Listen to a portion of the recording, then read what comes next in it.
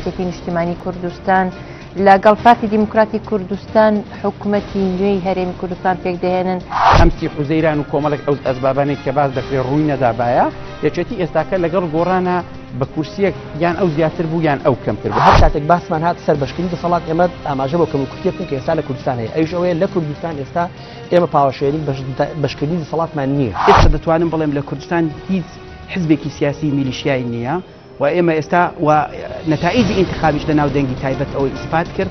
وەزارەتی سامانە سروشتیەکان بە شادەماری حکوومەتی هەرێمی کوردستان دائەنرێت. یعنی پارتی دیموکراتی کوردستان کەری سوسی براوەیە بە ئاسانی تەنازولی لێ بکات. ئەبێ یەکێتی خیتابێکی شوناسێکی تایبەت بەخۆی هەبێ ئەم چۆن دەچێتە ناو حکوومەت.